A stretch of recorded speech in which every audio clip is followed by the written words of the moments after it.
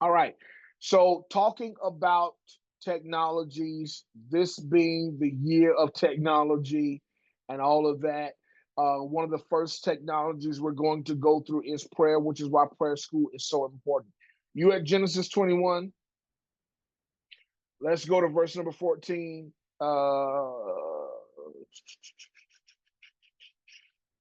Let me get Branna. Branna, can you read for me? You can do that? Okay. Read verse 14 through 19 and read it with your chest. And Sorry, I'm gonna be in the King Jimmy. background, but Oh, she all right.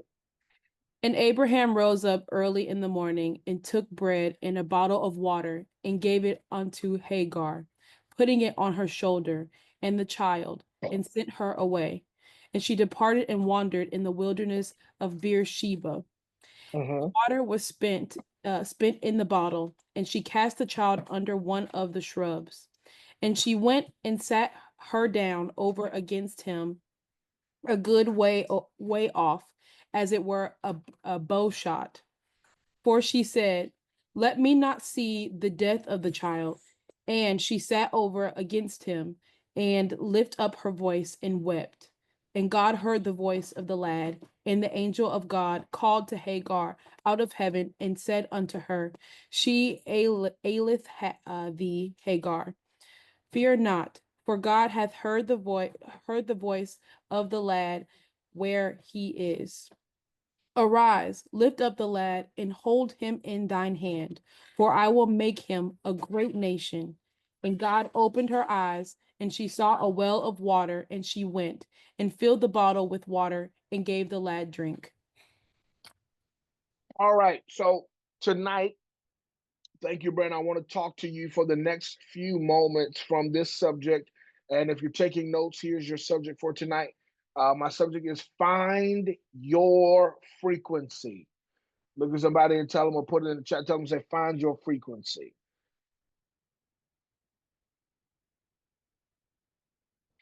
All right. Let's go back really quickly to verse 16, and then we're going to go to verse 17. Verse 16 reads like this, and I want to do this because I want to show you something. And she went, verse 16, and sat her down over against him a good way off, as it were a bow shot, which means as if somebody was shooting a bow and arrow. The distance from her son was as if somebody shot a bow and arrow between them. All right. For she said, let me not see the death of the child. And she sat over against him and lifted up her voice and wept. Verse 17 says, and God heard the voice of the lad, and the angel of the Lord called to Hagar out of heaven and said unto her, what aileth thee, Hagar? Fear not, for God hath heard the voice of the lad where he is. Again, I want to talk to you from the subject, find your frequency. Do me a favor and say that with your chest. Say, find your frequency, find your frequency. All right, in this prayer series, in prayer school, we're going to cover a lot on prayer. And of course, we've done some foundational things in prayer. But number one, and this is not even a point, this is just something you should know, you need a prayer life. You need a robust and active relationship with prayer. The same discipline you put into meal prepping is the same discipline you need around prayer. The same discipline you put into ordering your vacation clothes before you go on your birthday vacation is the same discipline you need around your prayer life. The same discipline you have for making sure you have coffee before you encounter people because you don't want to see me without coffee.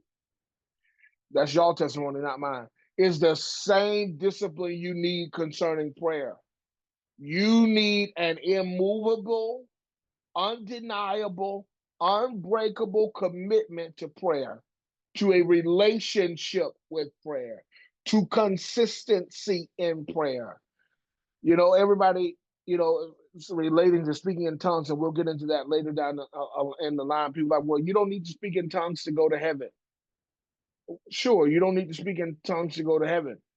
You do need, however, a prayer life. That is not a negotiable factor. You need a prayer life. You don't need a prayer life simply to be saved. You need a prayer life for everything you do in life. I know you know that makes sense. You need a prayer life to go to Walmart. You need a prayer life to go to work. You need a prayer life not to cuss somebody out. You need a prayer life not to cuss yourself out. So somebody tell me, say, you need a prayer life. All right, having a prayer life is simply your active engagement with your relationship with God. That's very simple. We're not into how long you pray yet. We'll get there. How long you spend in English versus tongues. We'll get there.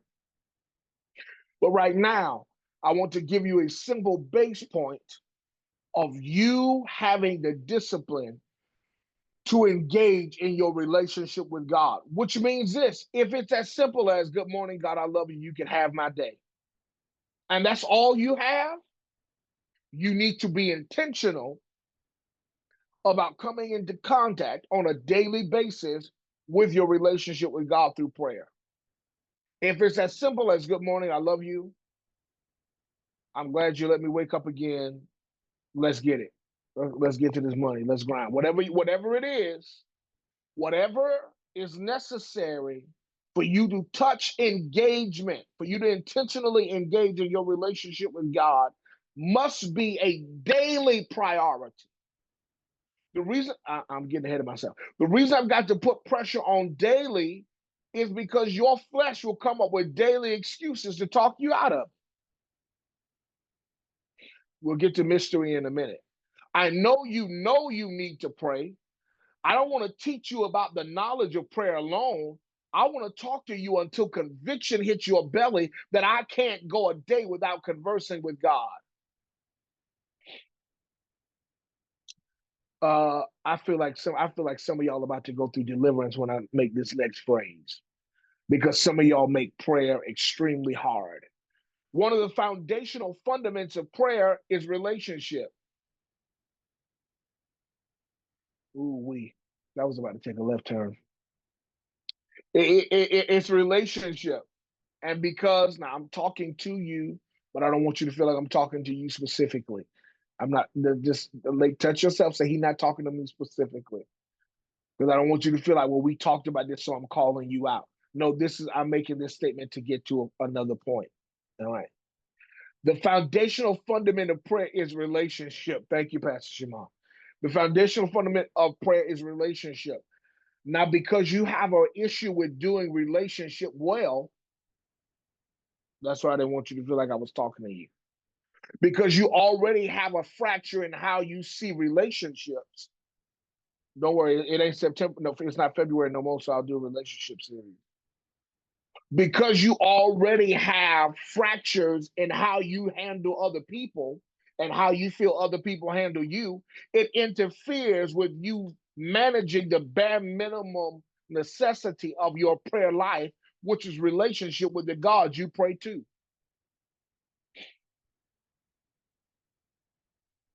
We're coming to Genesis 21.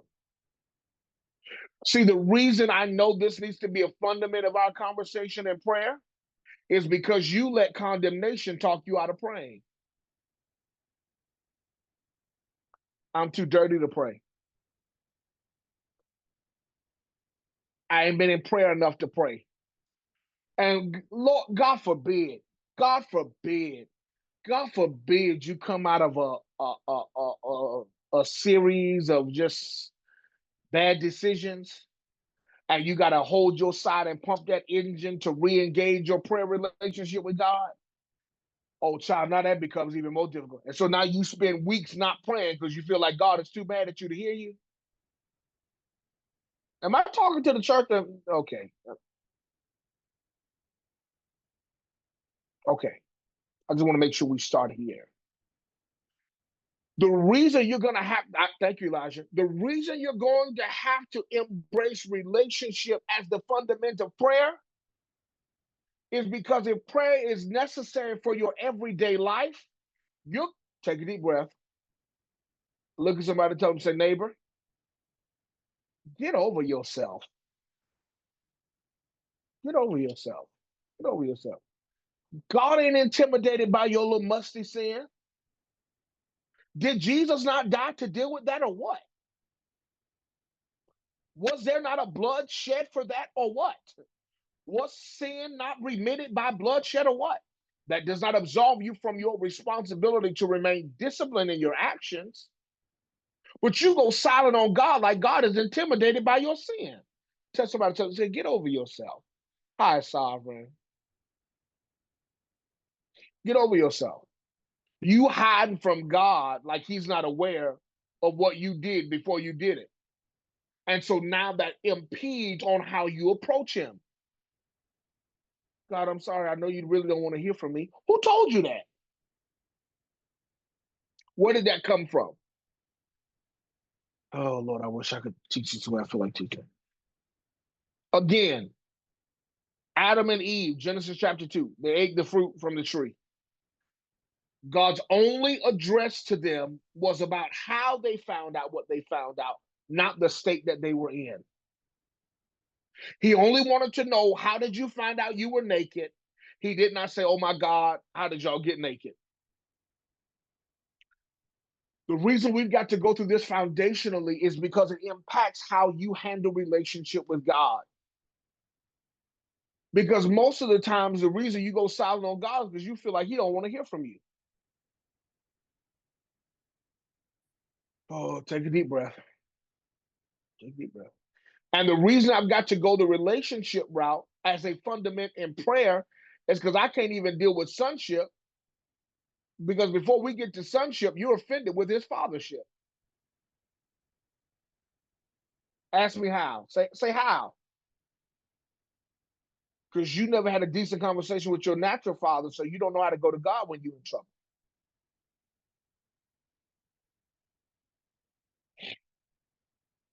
I didn't even want to look at nobody because I didn't want you to think I was talking about you, but I am. You grew up in a family that required you to perform in order to be heard. Or they told you, hush, get out of the way. They told you, sit down, you're doing too much.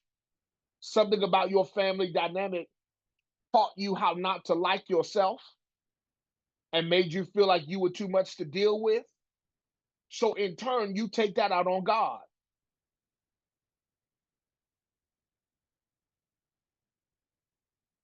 One of the foundations of a successful prayer life is relationship. And if we can fix the flaw in your relationship, we can fix the flaw in your prayer life. Does that make sense? You don't like you when you sin. God's opinion about you doesn't change. Now, if we were in church, I would tell Omar to start that click track and we start dancing right here because we don't need too much more. You and God are not discovering you at the same time. Drink, sovereign. You and God are not discovering your flaws at the same time. So you go and mute on him because you just discovered a new part of your humanity impedes on your relationship with him. Meanwhile, let me be cultural. Whole time, God is sitting on the other side like, I'm just waiting for you to acknowledge me. That's all. I don't want a whole lot. You ain't got to spend an hour in tongues today. Just acknowledge me. Just do life with me. I tell people often, and it sounds cool. It's much more of an element of warfare than you know. It requires much more discipline than it sounds. I have personally, this is my conviction of the scriptures, I have shifted from the place of devotion and I have moved into the place of communion. Now, humbly, I've been doing life with God long enough. Lord Jesus. I'm saying that because I don't want you to leave here tonight and say, I'm going to shift my prayer life and I'm going from devotion to you don't even have the type of soul security yet to be okay with that. Just give me a minute. Let's talk about it. Okay. I've shifted from devotion to communion because devotion is about discipline. All right. Devotion is where you build history with God. Devotion is where you develop the rudiments and the fundaments of that relationship. Pause. You are too inconsistently insecure in your relationship with God to make that shift right now. Scream why? Because you haven't developed the strength and discipline for devotion yet. Does that make sense? Let me deal with devotion. Devotion, again, that's where you build history with God. That's where you overcome your flaws. That's where you overcome disliking yourself. That's where you wrestle out the flaws of your humanity. That's where you wrestle out the fact that you don't like your family, or you don't like your mama, you don't like your. That's where you deal with all of that. Help me get through my day. I'm grieving. I'm hurting. I'm in pain. Or that's where you deal with your joy. God, I thank you so much for my life. I'm so proud of the life you gave me. That's where you deal with all of that stuff. When you, and again, it's not something I would suggest for the faint of heart. When you transition into a place of communion, that place of communion is extremely Adamic. It's very much like the model of Adam and God's relationship. God and Adam spent constant time in contact with each other. So much so that when something interrupted Adam that was outside of God's normal expectation for him, God came checking for Adam, like, you've broken our consistency in relationship. Watch me. You're acting different than what our consistency gives me room to expect out of you. What changed? What took place? That place of communion, again, is a place, absolutely, Brandon, acting funny. That place of communion is a place of consistent touch with God, which means this: I don't have a set time in my day when I pray normally, not at this point. But I live in such communion with him that we're in constant contact with each other all day. That means there are times I'm sitting next to you and you don't know I'm in a conversation with him. I almost gave an example, but I'm not going to give that. I can be laying in my bed with my eyes closed and you have no clue. We just discussed the next 6 months of my life because we've moved out of simply, and again, that's not a mockery towards devotion. I'm just telling you where I am and the discipline it requires. But a part of the reason that level of relationship and communion requires discipline is because you got to be willing to pay attention to him in all parts of the day. I know you ain't ready for that. Mm-hmm. God's got to reach you at the point that you're reachable. But communion says that he has a right to interrupt any version of your day for whatever he wants. We were going to the tattoo shop one night, and because we all want to get tattoo. Well, when we drove in the direction of the place that we were going, something just it didn't sit right. It didn't feel right. It just, I was about to throw up. Get me out of here. So, watch this. Communion in my relationship with him is so consistent that I don't have to ask why I felt that. I don't need an explanation. It's just a part of who we are and what we do. I trust our relationship enough to know, I know you ain't ready for this. I trust our relationship enough to know that if you give me an explanation or not, that our relationship ain't gonna lead me wrong.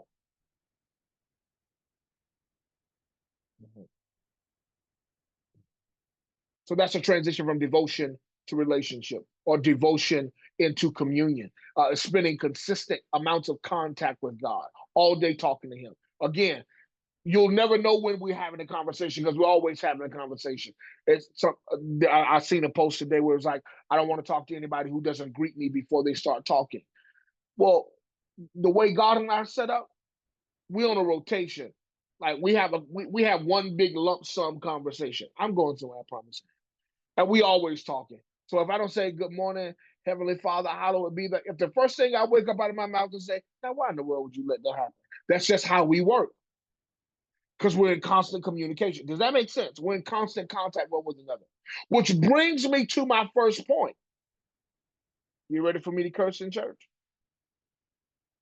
My first point to you about finding your frequency is authenticity. Authenticity. Let's look at our text. It's 7:30, then I'm going to go. Abraham gets a word from God.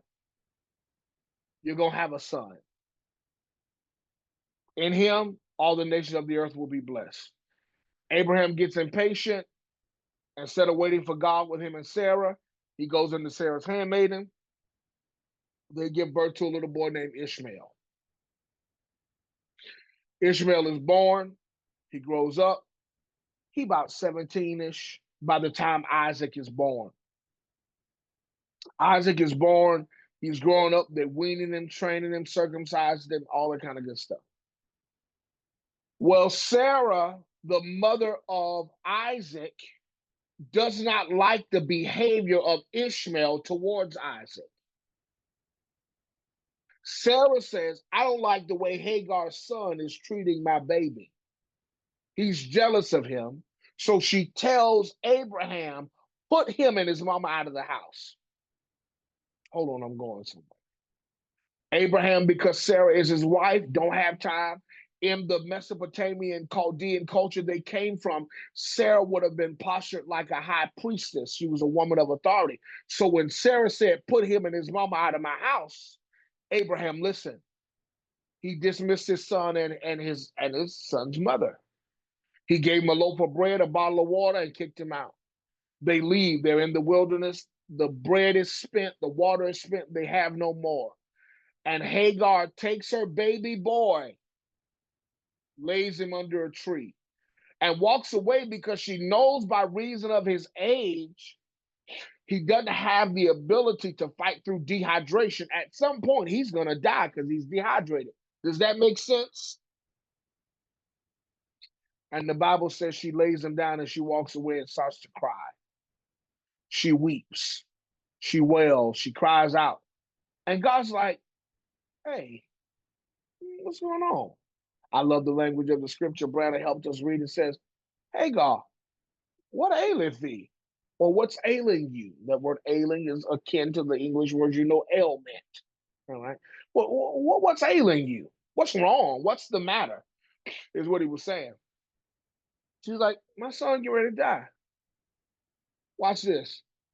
You want to know what God responded? Go back to Genesis 21, and then let's go to verse 16.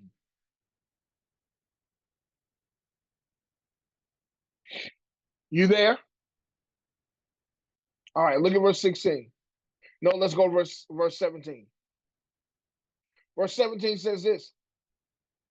And God heard the voice of the lad, and the angel of God called to Hagar out of heaven. Said, what's wrong with you? Fear not, because God heard the voice of the lad where he is. Do you see that in the text? All right. You want to know what we don't see? Ask your neighbor, say, what don't we see? We don't see where the lad prayed. Start that click track. This time I dance.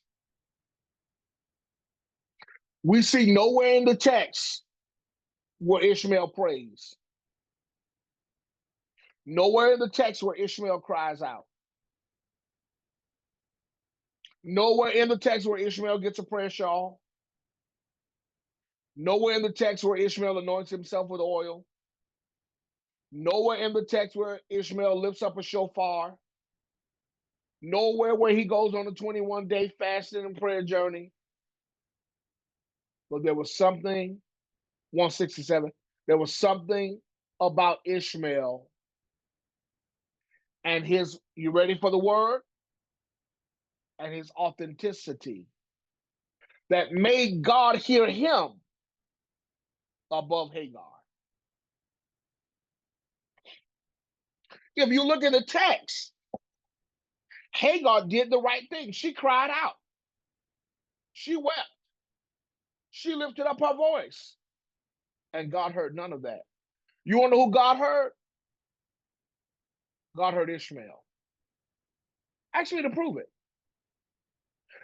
Because when God went to check on Hagar and say, what's wrong with you? What he told her is, I hear your prayer. I heard. Look at you. I'm not making. Look at verse 17. He said, I heard what? The cry of the lad. All right, let's do a little work. The ear of God is voice activated. Write that down. The ear of God is voice activated. Go to 1 John chapter number 5.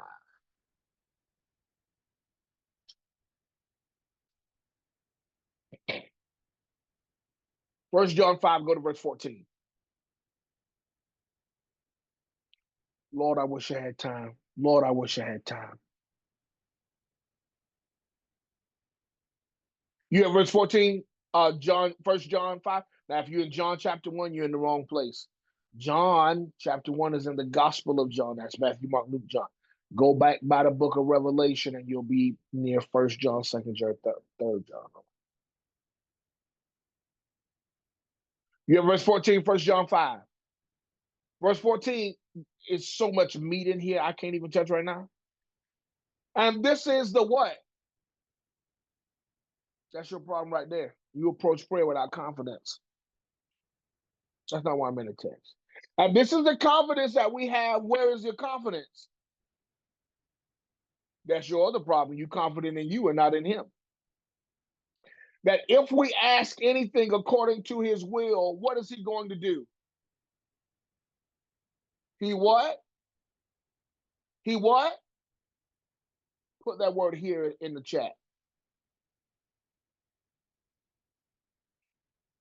Again, the voice or the ear of God, rather, is voice activated.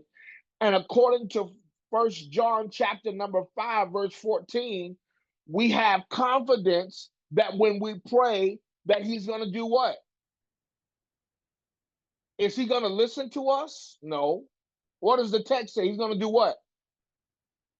All right, the reason, and Tony, you give me about 30 seconds. You don't have a reason. The reason you don't know when to start the praise break is because you don't understand the depth of the word here. All right. There is no Hebrew word for the word obey. I'll dance by myself. There is no Hebrew instruction that says obey. You want to know the Hebrew concept of obedience? Hearing. The word here in the Hebrew is the word Shema. Everybody shout Shema. And it means to hear with the intent to obey. It means actively listening with the intent to respond. All right, let's go back to 1 John 5:14.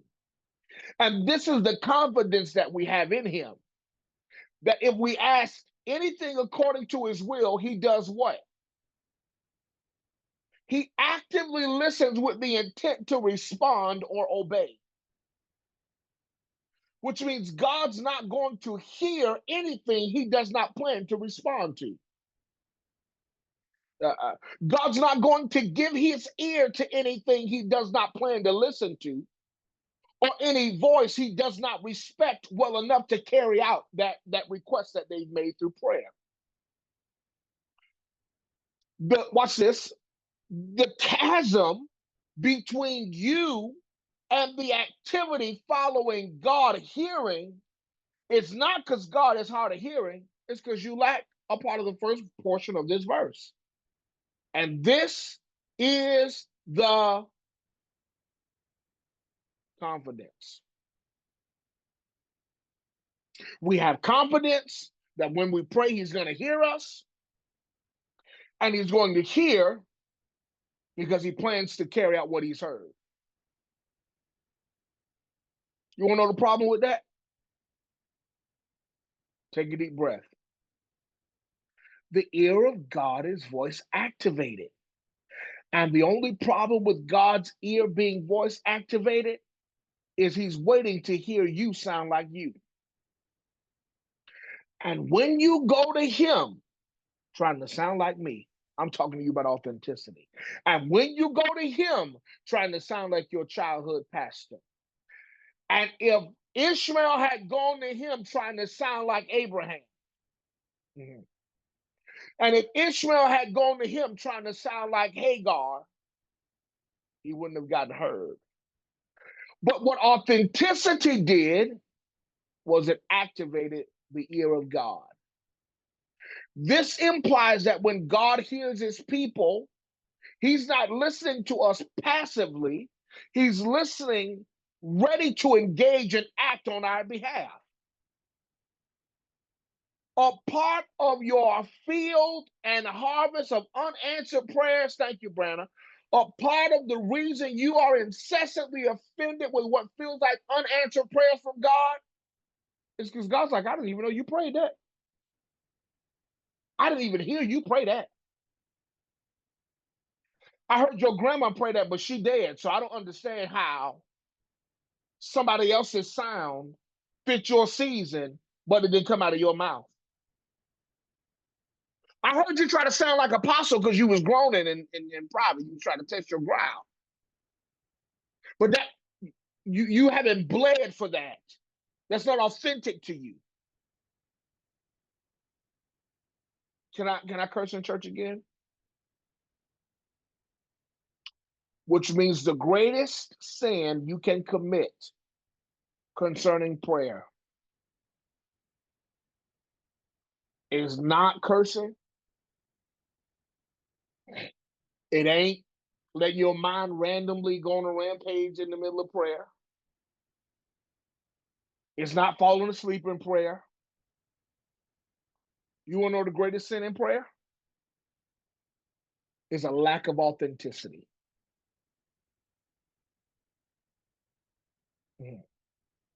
Because ultimately, what you're communicating to your creator, take a deep breath,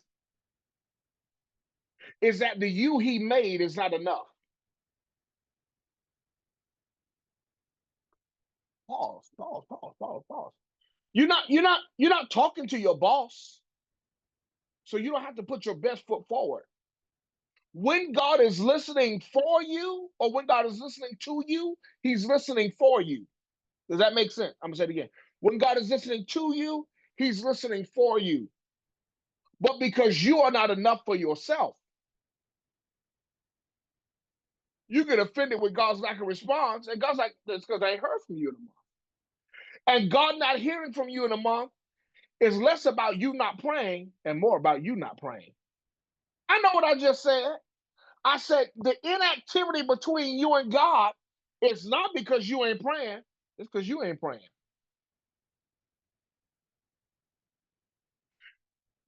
Can you imagine that Ishmael's life would have been risked if he had gone to God trying to sound like Abraham?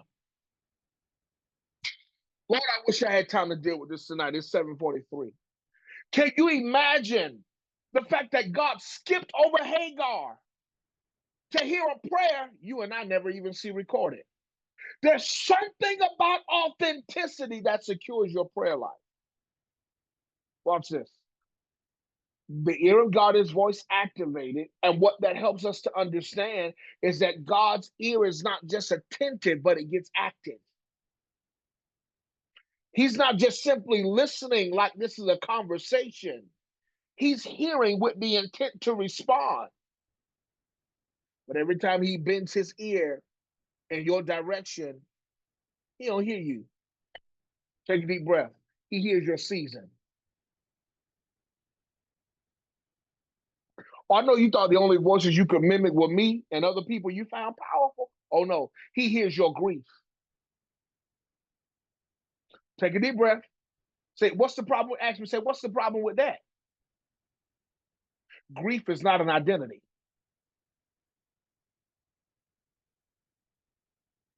Your season is not your identity. What you're going through is not your identity. But when you clothe yourself, give me a minute because I'm giving it. I'm almost done. When you clothe yourself in the volume of something that's inauthentic, you can't be offended because God didn't hear you. Because God didn't hear you.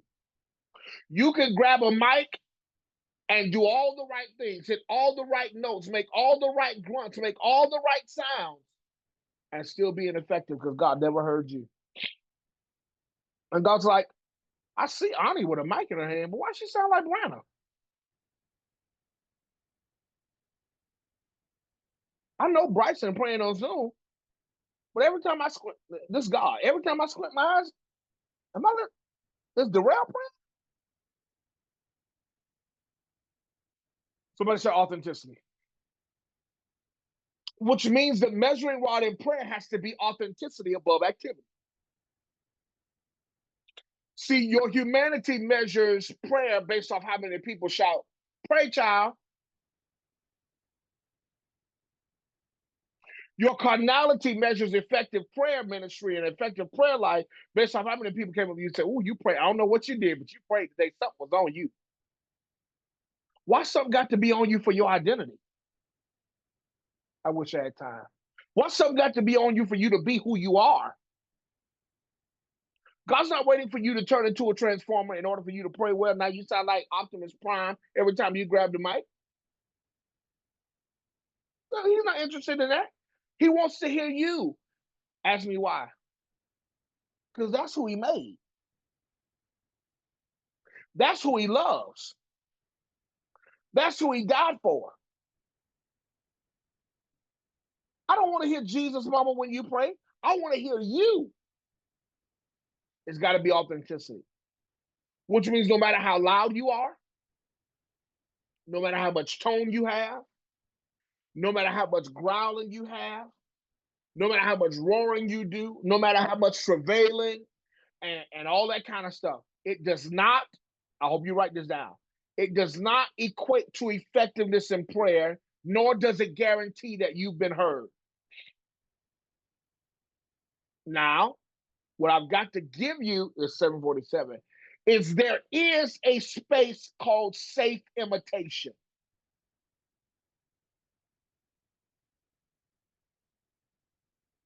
Paul says to imitate me as I imitate Christ. He said, follow me as I follow Christ, which is completely different than insecurity making you change your identity because you don't like it.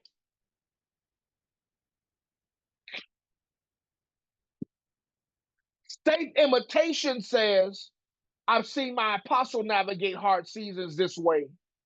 Let me navigate the same way because I know that's the strength I need. Does that make sense?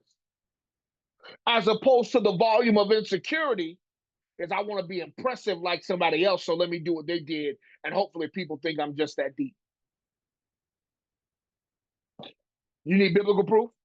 Okay, I got to go. Elijah is in the earth.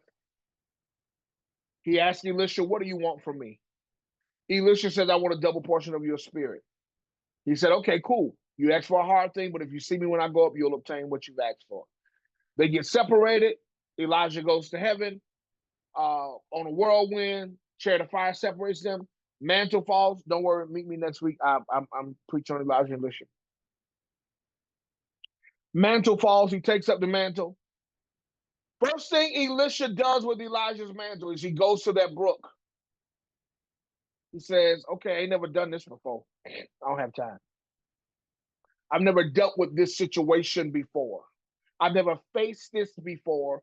So let me do what I know works. Where is the God of my father? What he's saying is, let me engage with a history of success that I've seen deal with a situation like this before. That's safe imitation. That I've never dealt with this, and I know I have a right to the supernatural success of my leader, of my father, of my apostle. I have a right to access that. But that's different than, I don't like my voice, so let me try to change my voice when I pray. Because of, ooh, take a deep breath. Breathe, breathe, breathe, breathe. Not through your mouth. Breathe through your nose. Open your nose real big. Yeah. Yeah. I'll just open your sinuses through your nose real quick. Because a part of the problem, are you ready for this? A part of the problem with you trying to sound like me in prayer is while God don't hear you, you attract the warfare that comes in my sound. I'm still talking about authenticity. The key to your authenticity is your audience. And when your goal is to be heard by God in heaven, even when your voice changes, God still knows the authenticity that's in you. However, when you're trying to sound like somebody else that sounds deep, sounds powerful, You want to sound like Sade Martin's prayer album? You're going to attract the warfare assigned to the voice you mimic. Okay, pause. It's 7:51. Do you not realize a part of the intelligence behind David's strategy of disrobing of Saul's armor? He said, I'm going to deal with this Goliath because your behavior is uncomely towards the people of God. But I'm not going to put on Saul's armor because number one, it don't fit and I've not proved it. Number two, I don't want none of the rest of Saul's enemies to see me dressed like this and come after me because I got on his clothes. Take a deep breath. A part of the reason you feel that attack of warfare is, I'm not even saying it. You jealous of somebody that don't even want to be themselves.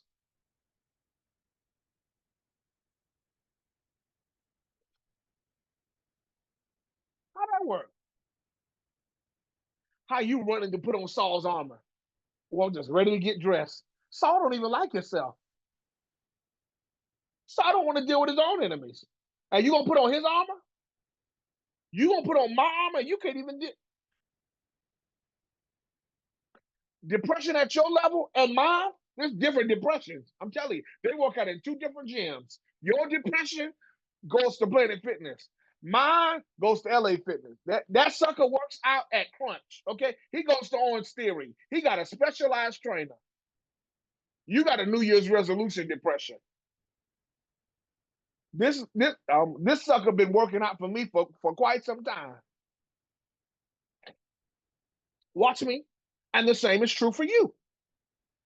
Which is why when we're pushing people in the direction of prayer, we can't make them sound like us. Because at some point, when you become a prayer leader and you start teaching other people to pray, we can't manage their prayer sound and their prayer integrity and their prayer ingenuity just because it doesn't fit our form. Training and raising and developing people in prayer, first place you got to start is authenticity. Are you listening to me? I gotta go. It's 7:53. And the foundation of authenticity is not how well you sound like you. The foundation of authenticity, you ready for this other cuss word? Is identity. I understand. Why you binding Jezebel and Jezebel don't belong with your assignment? Jezebel knows nothing about you and your coloring crayons right now. That would be like Sovereign getting in prayer right now, binding Jezebel over her schoolwork. No, that's not your issue. That don't make sense. That's not authentic to where you are. You ain't got to speak in tongues like me. That's not the goal. You don't need to pray for somebody to pat you on the back and say you did a good job. The foundation of your authenticity is identity. Is your identity. All right, I gotta go. Because we're gonna continue. We're gonna continue this. We're gonna continue. We got a while. We got 6, maybe 7 weeks. We'll see. Because I got a free week between Prayer 101, between Prayer School and School of the Prophetic, that I may extend prayer and then go to the prophetic after that. But I want to get this down in your belly. When you engage in prayer with God, you got to do it authentically. Watch this. I'm going to say this and then I'm done. The next time you pray, if you don't pause to check, is this really me? Then you may have missed this entire lesson. The next time you pray, you need to approach God and say, hey, this is just me and you. Take a deep breath. I'm getting hit. So I really feel like I'm getting ready to hit somebody in the back of their jaw when I say this. Because one of the things you got to be free to do. Ooh, y'all not. I'm telling you, the spirit of religion is getting ready to scream out in you. It may not come out of you loud, but I'm telling you, for some of you, it's getting ready to start. It's getting ready to start moving around in your belly. All right. Some of you have lost authenticity in your prayer life. Take a deep breath. Because you've not updated your authenticity.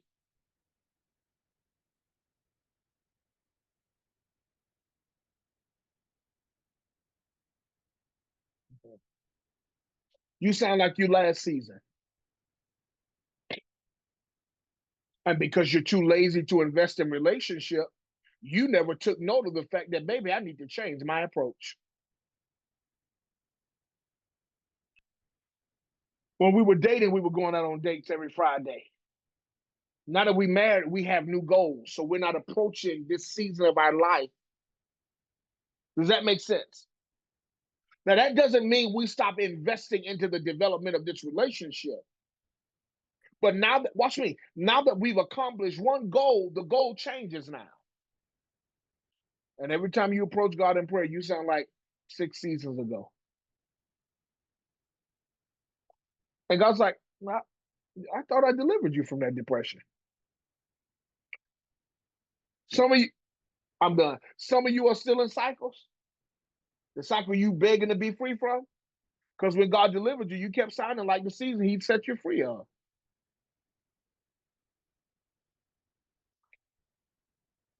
Okay. Authenticity. That's how you find your frequency. Identity. That's how you find your frequency. I got 2 more points for you. Sonship and technology we'll get to next week. But those 2 things I want to make sure you put pressure on. Authenticity and identity. Being willing to restart your prayer life with God every season. Because if you keep approaching this like I know what I'm doing and I got it, then you're going to get, I hate to say this, you're going to get lost in what feels like a fruitless cycle of consistency. If something about you changes every time you come into contact with God, why can everything about you change except your prayer life? Oh, take a deep breath. I'm done. I'm Pastor Mari, I'm done. Take a deep breath. Oh, because you got too much pride to say, I don't know what this season requires of me. Can you teach me? And that's not to me, that's between you and God.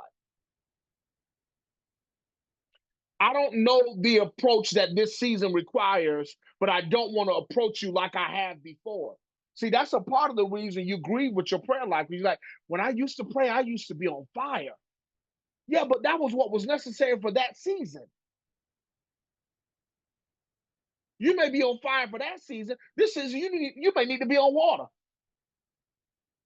And the season after that, you may need to be earth. And the season after that, you may need to be air.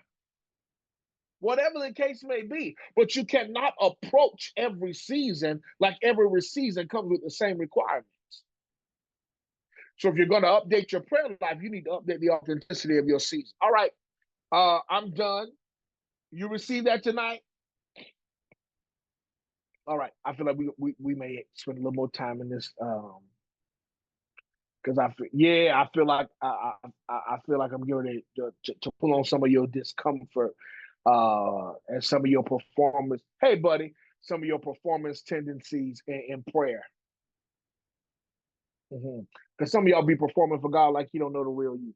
Okay, it's 7:59. I love y'all so much.